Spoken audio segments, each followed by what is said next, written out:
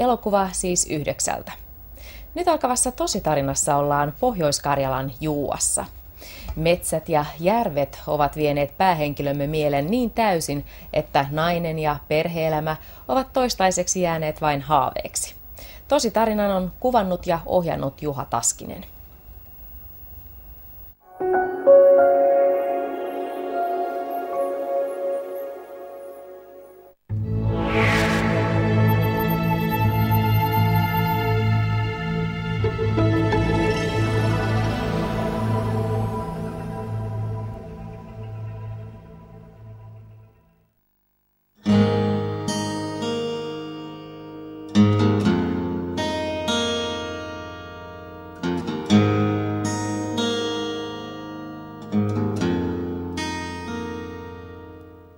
Huomenna rupeaa lihoa tulemaan pakasti.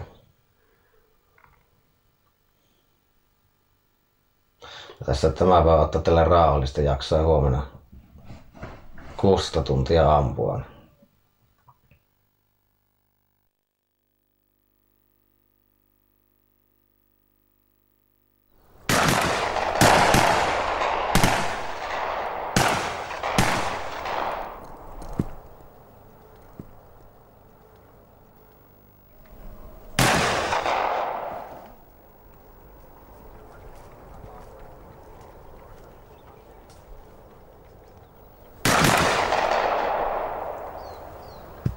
Minunko? En minä ampu. Kukas tää on?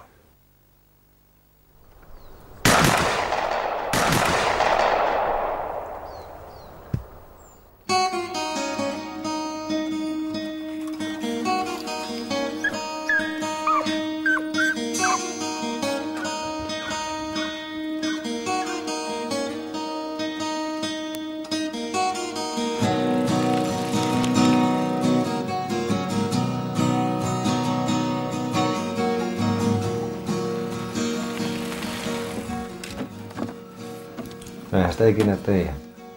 Mikä vellipäikkä se joskus rääkäs, että isiin. Se kyllä aika erikoinen pitäisi se vellipäikän äiti kyllä olla, kuka ruuppee siihen touhuun. Minä kun en matsi ikinä kuna vähän ihan kangistua noin normaalin kaavoin. Luulisi ainakin niin. Vai eipä sitä varmaan yhtä hullua löykkä kyllä, kun minä sillä sitä varmaan yksin vielä onkin tässä.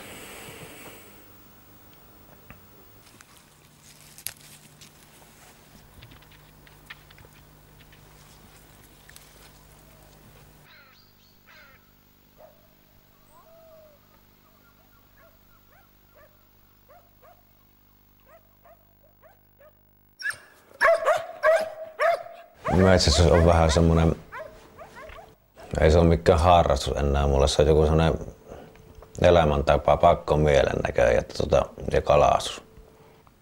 Ainut tärkeä on, että se jotakin saa jostakin pyyvettyä. Ja kaikkea pyyvettyä, miltä vaan yleensä hengen saa.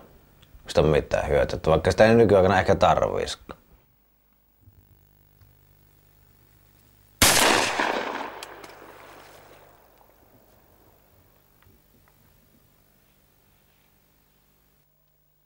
Eero oli pikkusen vanhempi kaveri tuossa, mikä tuossa naapuritalossa. Ja sen kanssa sitten käytiin metäällä ensimmäisiä kertoja, kun me oli joku 10-vuotias nappula ja Eero oli just saanut metätyskortin.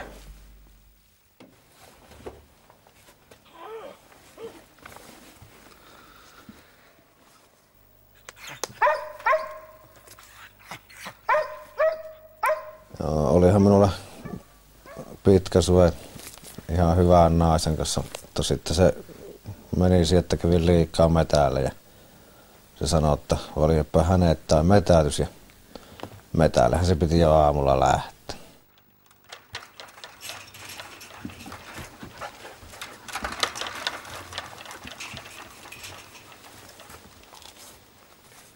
Kiväärit ja haulikot.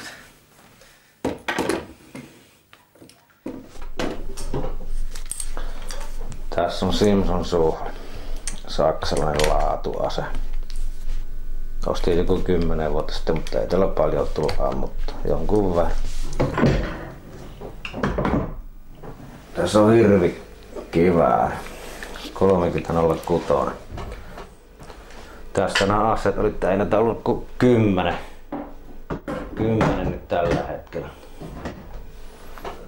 Ja viime syksyyn asti tuli jahattua sitä 10 piikkistä hirveä ja 14 piikkinen. Ja se oli koirahaukussa siirtymänä. Meni ja mennä väärälle puolelta, saatiin käännytettyä se siltä pois ja kerkisin juosta passiin siellä eteen. Se pikkuhiljaa hiipparoi tullut. Mutta nyt ei varmaankaan ole sitten enää metätyksessä muuta kuin karhu ammuttelussa, mutta minua ei se karhu niin kauheasti kiinnosta. Voi se johtua siitäkin, että jos semmoista koiraa mikä haukkuu ja ehkä se on niin äärettömän hankala se karhu ampuminen. Jahtaminen, jos perehtyä tyystin jättää muu metätys melkein kokonaan.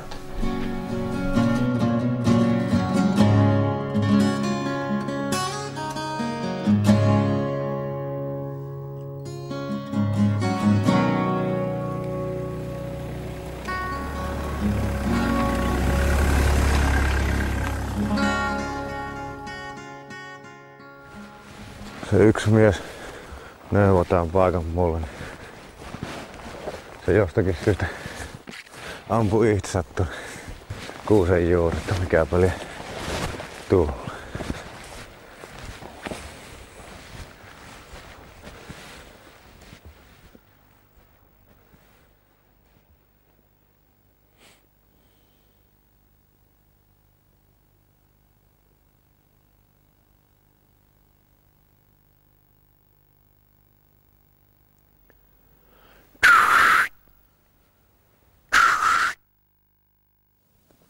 Rakastumista ja rakkausta puhuutta.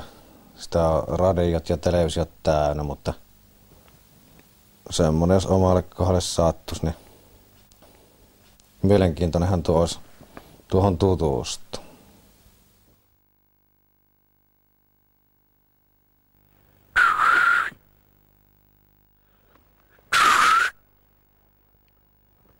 Vois puota ja vois olla putoamatta.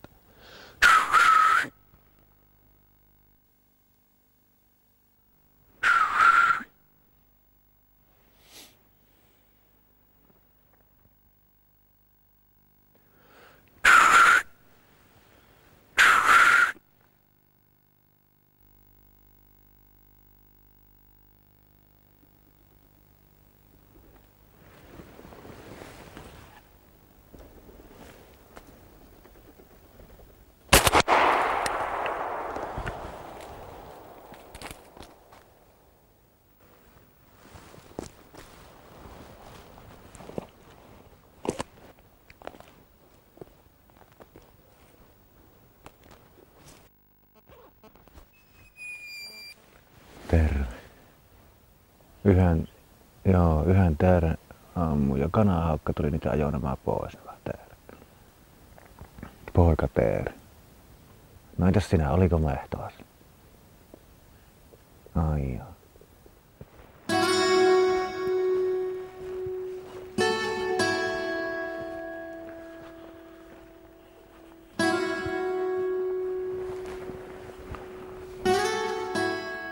Paljon on näiltä kyliltä ihmisiä lähtenyt pois, minun ikäisiä ainakin, ja nuoremmat häviää koulun jälkeen töihin jonnekin isompiin kaupunkeihin.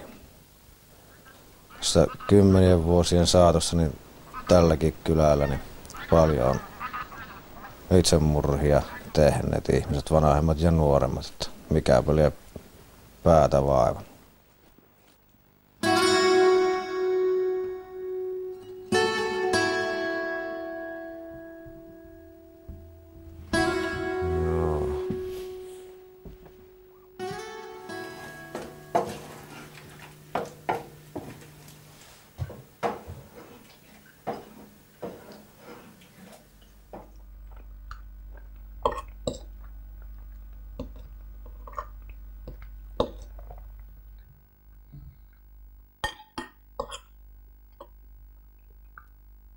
Se on hirveän jauheliha kaastike. Tää on aika eri omasta kyllä.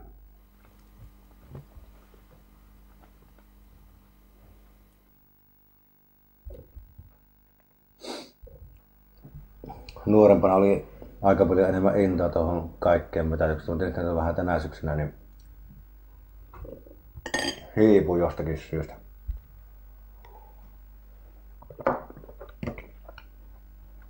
Taas varmaan keksiä vähän muuta harrastusta niin lisäksi.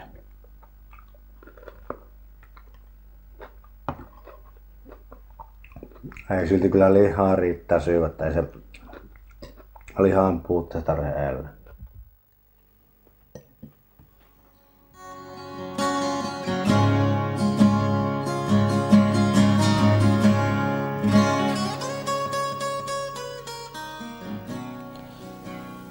Kyllähän se pitää itsensä peilin ruveta kaahtamassa ja ruveta naista löytymään. Mä en sitä tiedä miten äkkiä semmonen löytyy.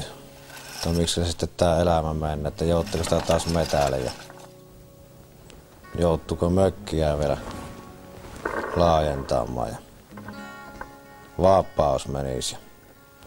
Mikäpä sitä sitten tulisi, tiedäpä tuota.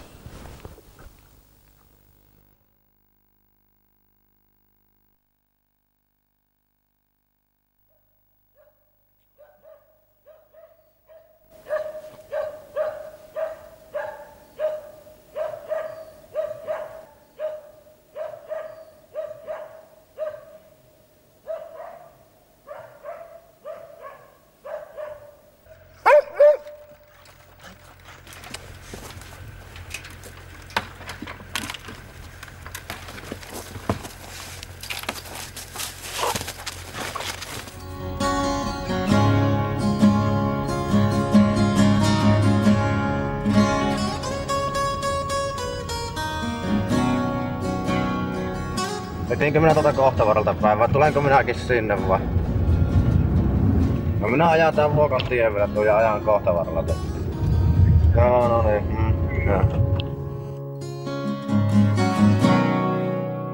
Kyrölle kun lähette, niin siitä mä nyt tuonne kulmalle. Mä sitten oli 203 tullut sitä Aatun ja Valtion rajalta niin pois. Niin sinä ajot nuo? Kaikki. Saatais niitä olla siinä Varresnummin tammikolla. Hirviä. Ainahan siinä. Siitä saat kahdelle niin suohti. Niin kuin siellä rinteellä. Hyvä näitä ruveta pikkuhiljaa suoamaan.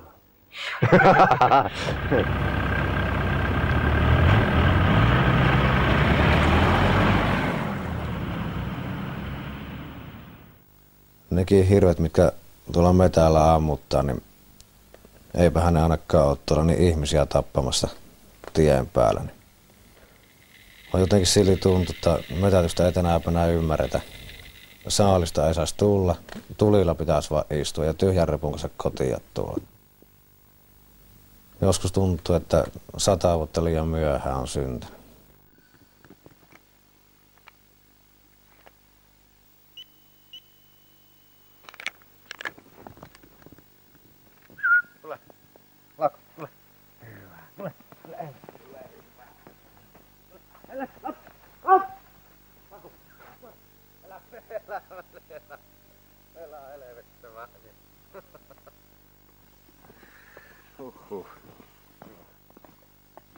Aivan. No mä mene katsomaan jo. Ota koira kiinni sitten heti. Onko sulla hihna mitään? No ota kiinni heti kun aamut lopetat. Ota kiinni sitten. Nonni se on, ihan. Suolis on varma. Mä melkein luulisin. Sano, että osuu ehkä jälkeen. Se on varma edes. Kyllä se sitä ennen iltaa jo.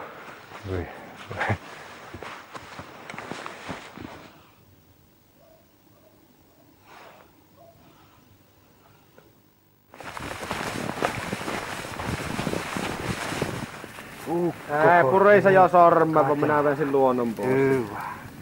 Hyvä. Eka hirvi päästä. Niin.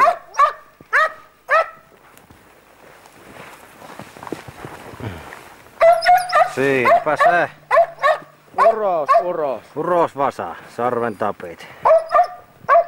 Iso semmonen 100 kiloa lihaa.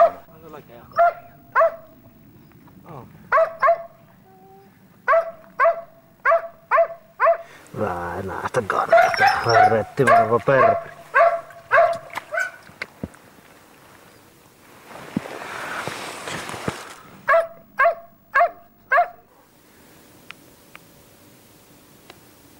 Kyllä se aika hyvä. Sopiko semmosesta taasta kuvasta?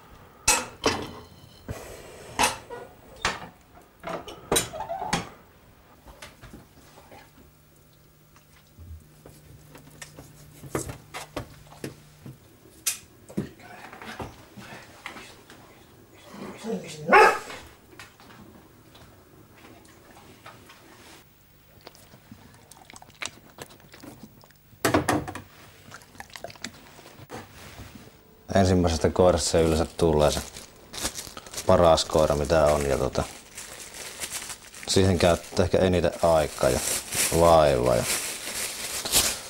alkuinto on sen kanssa kuleksiin metissä ja muuta. Ja mäkin silloin kun lakuun kävin pentuna ihan ja se oli silloin jo aika ärtsy pentuna. Hirve ydinluun kappalleen viskasin kun oli syksyä varmaan kun kävin. Että niin se siitä oli jo niin äkäinen, että meillä sormet syö pikkupentuna, eikä se mistään välittänyt mitään. Ei se ole kitis eikä ulisu jäällä. Aika kova luontainen koira. En tiedä miten käy, kun tästä aika jättää. Nyt se täyttää 10 vuotta tammikuussa. Eikä ole ikinä sairastellut mitään. Yhden kerran jo vähän silmät punotti, niin siinä oli sen sairaus. Hyvä koira kerta kaikkiaan.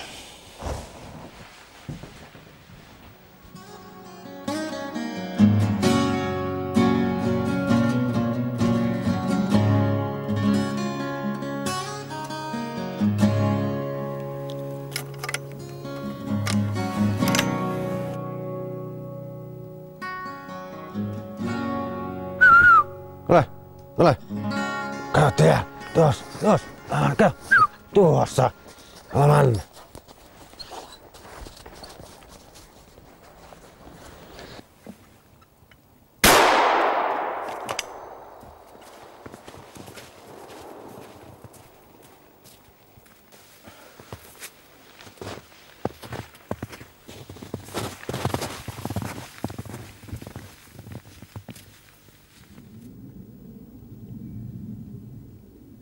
Niin, joo. Me ollaan tässä kuusikolla, mistä puuttuu bollet tullut, niin tässä. Pitää tässä odotella, jos sieltä kierretty tähän niin vielä.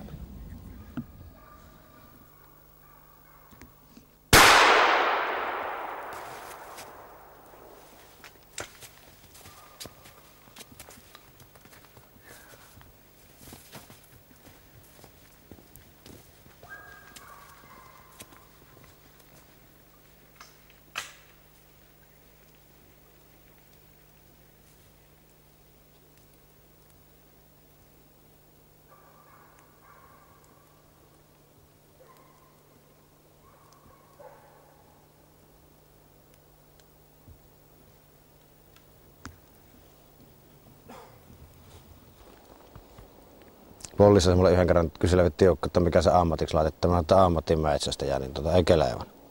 Mä sitten laitapa sitten ihan miltä tuntuu, niin mikä vaan siinä. Niin viiva jää. Tuli sitten se koira, niin joutui sitä muualle. Jäniksen kynnen leikka. Anna pitäis nyt sakset olla mukana ja aina kun sopii koettua jäniksen leikata nuo kynnet. Entä sitten pujotat ne ohkas sen siimaan. Niin. Sitten kun sä oot sen emänän tänne pumppulla, niin annat sille sitä. Se kun kysytään, mitä sä oot ennemmin tehnyt, niin että kerään sulle tätä Satoja jäniksen kynnys. Helven kalastaja. Niin, Johanna Helven kalastaja, niin. Oi perkele. Tuossa mukavan näköinen kuin blondi osi, hiukset osit vaaleat ja tuosta jäniksen karvosta tekisi rintsikat ja nuo stringit, niin olisi se napakan näköä. Jaha, sulla joku blondi oli siinä. Oli. Sillä naassi ollut vaikka kuulille, vaan aina syksyllä häviää. Ne ei ole oikein lihanpurijoita ollut.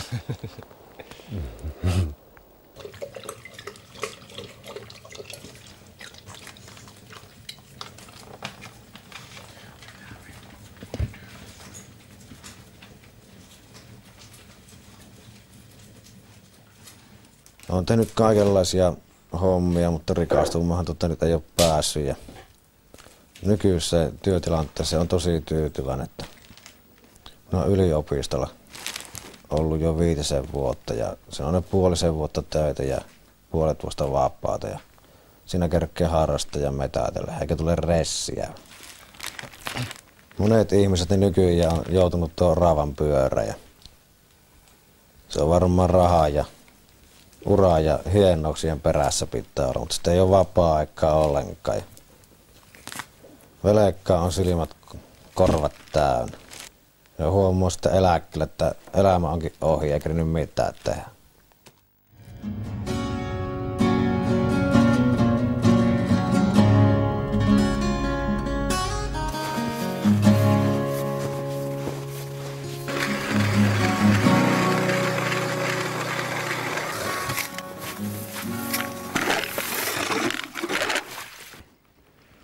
Tämä on jännittävää touhu, vaikka se ehkä siltä näytä hyvin äkikseltä.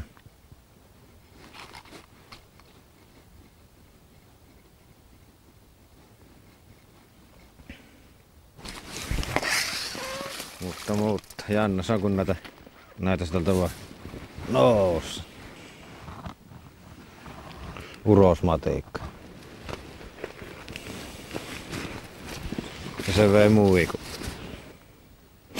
Tämä on matikan pylikin vähän semmonen laji, että toiset sopii heti kun ne ruppee pylikkimään, toiset ei mennä ihan millään. Joten mikä siinä? Oi hyvä. Kaikenlaisia sitä pielisessä ui.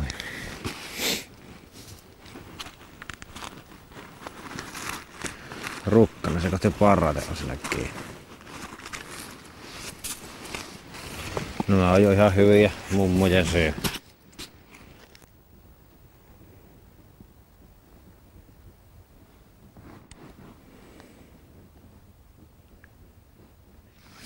Ne tykkää nuo naiset, kun on tämmöisessä tolassa nämä vehket, kun menee kotiin. Jos on naisia. Kenellä? Nää haisseeko se vaatteella hyvälle nää muikun kappaleet, kun ne tosi oikein liittää tuolla taskussa hyvin.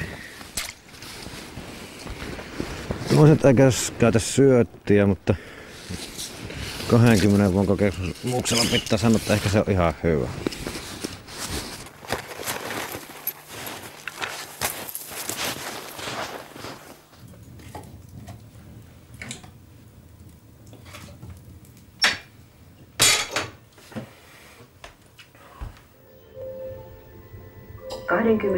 Viikon ikäisenä sikiö on noin 25 senttimetrin pituinen ja kasvaa nopeasti. Raskauden viimeisen 3. aikana sikiön paino 3-kertaistuu ja pituus 2-kertaistuu. Aivot ja hermosto kehittyvät nekin kaiken aikaa ja sikiö alkaa ensi kerran muistaa asioita.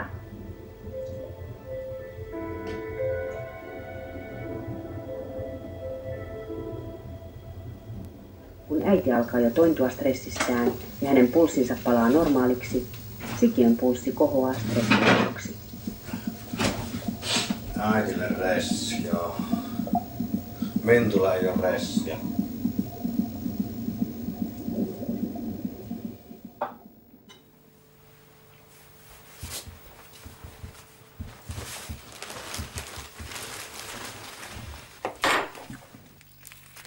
Sen on huomannut, kun auttaa ihmisiä, niin eikö aina onnista jotakin vailla sitten itse, niin se yleensä tulee sitten kuitenkin moninkertaisena takaisin.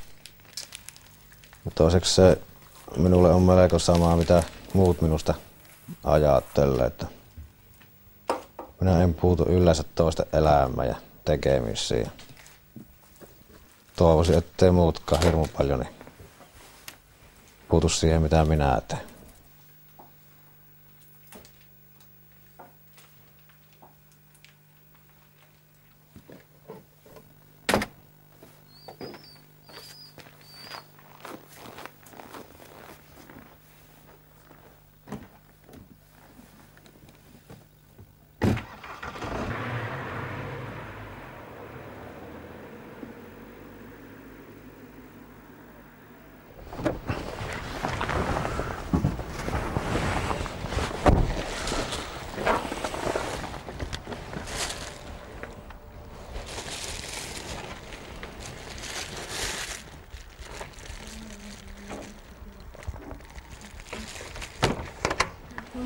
Terve. Siinäpä olisi matikoita. Valaamis. On puhkasta. Niin, siinä on valaamis. Näinkö pieni se kala? Niinhän se noin oli. Se oli sellainen tuommoinen kuitenkin ryyppi. Ei sitä jää se enää. Kato, kun minä en tarvitse, kun se muutamaksi käytöksi. Niinpä niin. Siitä sopii sitä lisää ja se loppu. Niin, ja jos minä sattuu, niin mulla on niin, pitää tuu. Silläkö minä puhistan sen? Mitä? Silläkö minä puhistan sen? Ei, jotta ei pidä ottaa nahkoa. Niin ei sillä tee mitään, niin enää moni saa. Nahkan tässä pitää minulle. Joo. Kahvia olisin käyttänyt. Älä käytä. Ja just sä et olta, kun toivat ruuan tuossa puolikahan aikaan toivat ruuan, niin minä kun syön, niin sitten rupeaa niin paljon nukuttamaan. Älä käytä, jatka vaan ettonia. Selvä. No niin.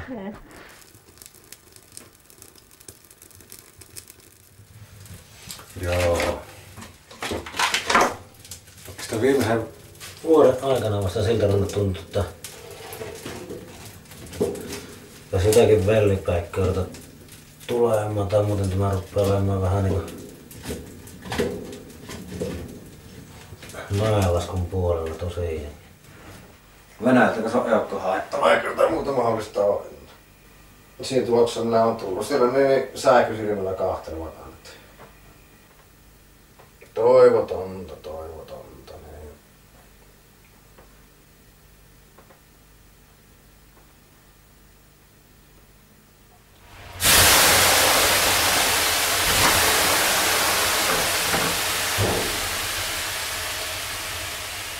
Minä voin nyt luopua siitä, mitä minä olen tehnyt, kun minä olen suurin piirtein omasta mielestäni niin kaikki kokenut, mitä minä olen halunnut itse tehdä ja metättänyt ja kalattanut ja nähnyt.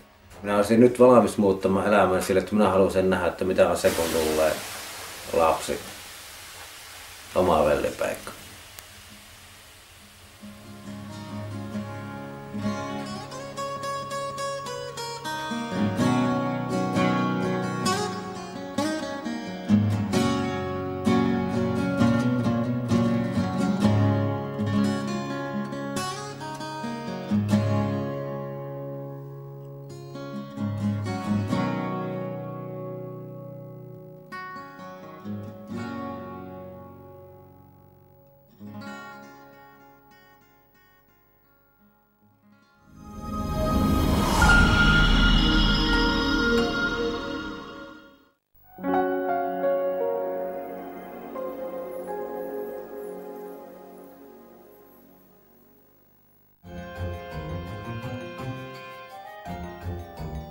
Valtaosa maailman 400 erilaisesta koirarodusta kehitettiin ja jalostettiin 1800-luvulla.